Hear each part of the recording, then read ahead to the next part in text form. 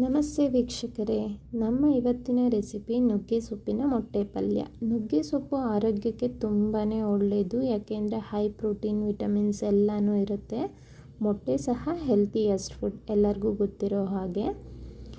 Please subscribe to Savitha's home kitchen, ಹಾಗೆ bell icon ಒತ್ತೋದನ್ನ ಮರಿಬೇಡಿ. ನೋಡಿ, ನುಗ್ಗೆ ಸೊಪ್ಪು ಎಷ್ಟು ಫ್ರೆಶ್ ಆಗಿದೆ ಅಲ್ಲ. ಇದನ್ನು ಕ್ಲೀನಾಗಿ ತೊಳೆದು ಎತ್ತಿಟ್ಕೊಂಡಿದ್ದೀನಿ. ಇದರಲ್ಲಿ ಸಣ್ಣ ಸಣ್ಣ ಹಸಿರು ಹುಳು ಇರುತ್ತೆ, ನೋಡಿ ಕ್ಲೀನಾಗಿ ವಾಶ್ ಮಾಡಿ. ಈಗ ಸ್ಟವ್ ಹಚ್ಚಿ ಒಂದು ಬಾಣಲಿ ಇಟ್ಕೊಳ್ಳೋಣ.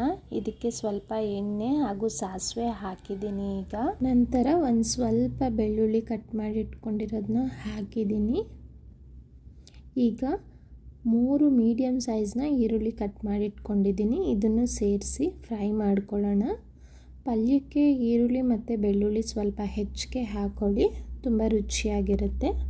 8ರಿಂದ 9 ಹಸಿಮೆಣಸಿನ್ಕಾಯಿ ಹಾಗೆ ಸ್ವಲ್ಪ ಕರಿಬೇವಿನ ಸೊಪ್ಪನ್ನ ಹಾಕ್ಕೊಂಡು ಫ್ರೈ ಮಾಡ್ಕೊತಾ ಇದ್ದೀನಿ. ಇದೆಲ್ಲ ಒಂಚೂರು ಬೆಂದಿದೆ.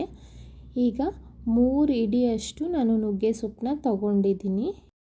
ಇದನ್ನು ನಾವು 8ರಿಂದ 10 ನಿಮಿಷ ಮೀಡಿಯಮ್ ಫ್ಲೇಮಲ್ಲೇ ಫ್ರೈ ಮಾಡ್ಕೋಬೇಕು. ಇದು ಬೇಯೋದಕ್ಕೆ ಟೈಮ್ ತಗೊಳ್ಳುತ್ತೆ. ಹೀಗೆ ಫ್ರೈ ಮಾಡ್ಕೊಳ್ತಾ ಇರಿ.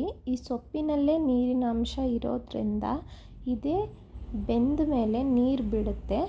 ನೀವು ನೋಡ್ತಿದ್ದೀರಾ ಅಲ್ಲ, ಈ ರೀತಿ. ಈ ಸೊಪ್ಪನ್ನು ಹಾಗೆ ಫ್ರೈ ಮಾಡಿ ಆ ನೀರೆಲ್ಲ ಮತ್ತೆ ಹೀರ್ಕೊಳ್ಳುತ್ತೆ. ನಂತರ ನಾವು ರುಚಿಗೆ ತಕ್ಕಷ್ಟು ಉಪ್ಪು ಹಾಕ್ಕೊಳ್ಳೋಣ. ಸೊಪ್ಪನ್ನೆಲ್ಲ ಮಿಕ್ಸ್ ಮಾಡಿ. ಇದು ಈಗ ಚೆನ್ನಾಗಿ ಬೆಂದಿದೆ. ಯಾರಿಗೆ ಮೊಟ್ಟೆ ಹಾಕಿದ್ರೆ ಇಷ್ಟ ಆಗೋದಿಲ್ವೋ ಅವರು ಇವಾಗ ಈ ಸೊಪ್ಪು ತಿನ್ನೋದಕ್ಕೆ ರೆಡಿ ಇದೆ, ಹಾಗೆ ತಿನ್ಬೋದು. ನಾನಿಲ್ಲಿ ಮೊಟ್ಟೆ ಹಾಕೋತಾ ಇದ್ದೀನಿ. ಒಂದು 7ರಿಂದ 8 ಮೊಟ್ಟೆ ಹಾಕೋತಾ ಇದ್ದೀನಿ. ನೀವು ಸೊಪ್ಪು ನೋಡ್ಬೋದು, ನಾವು ಹಾಕಿದಾಗ ಎಷ್ಟು ಕ್ವಾಂಟಿಟಿ ಇರುತ್ತೋ ಅದ್ರದ್ದು ಅರ್ಧದಷ್ಟು ಆಗಿಬಿಡುತ್ತೆ ಬೆಂದ ಮೇಲೆ. ಮನೇಲಿ ತುಂಬ ಜನ ಇದ್ದರೆ ಈ ರೀತಿ ಮೊಟ್ಟೆ ಹಾಕೋದ್ರಿಂದ ಪಲ್ಯ ಸ್ವಲ್ಪ ಜಾಸ್ತಿ ಆಗುತ್ತೆ. ಒಂದು ಸ್ವಲ್ಪ ಉಪ್ಪು ಹಾಗೆ ಖಾರದ ಪುಡಿ ಹಾಕ್ತಾ ಇದ್ದೀನಿ. ಇದು ಮೊಟ್ಟೆಗೋಸ್ಕರ, ಮೊಟ್ಟೆಗೆ ಉಪ್ಪು ಖಾರ ಹಿಡೀಲಿ ಅಂತ ನೋಡಿಕೊಂಡು ಹಾಕ್ಕೊಳ್ಳಿ. ನಾವು ಸೊಪ್ಪಿಗೆ ಆಲ್ರೆಡಿ ಉಪ್ಪು ಹಾಕಿದ್ದೀವಿ. ಸ್ವಲ್ಪ ಮೀಡಿಯಮ್ ಫ್ಲೇಮಲ್ಲೇ ಫ್ರೈ ಮಾಡ್ಕೊಳ್ಳಿ. ಇದು ನಾನ್ ಸ್ಟಿಕ್ ಪ್ಯಾನ್ ಆಗಿಲ್ಲದೆ ಇರೋದ್ರಿಂದ ತಳ ಹಿಡಿಯುತ್ತೆ.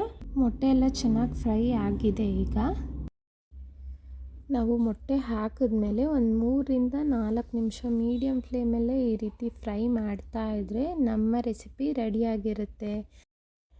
ನುಗ್ಗೆ ಸೊಪ್ಪಿನ ಜೊತೆ ಮೊಟ್ಟೆ ಹಾಕಿ ಖಂಡಿತ ಒಂದು ಸಲ ಟ್ರೈ ಮಾಡಿ. ಇದ್ರ ರುಚಿ ತುಂಬಾ ಚೆನ್ನಾಗಿರುತ್ತೆ, ನೀವೇ ಮತ್ತೆ ಮತ್ತೆ ಮಾಡ್ತೀರಾ. ಪ್ಲೀಸ್ ಸಬ್ಸ್ಕ್ರೈಬ್ ಮಾಡಿ, ಹಾಗೆ ಲೈಕ್, ಶೇರ್, ಕಮೆಂಟ್ ಮಾಡಿ. Thank you.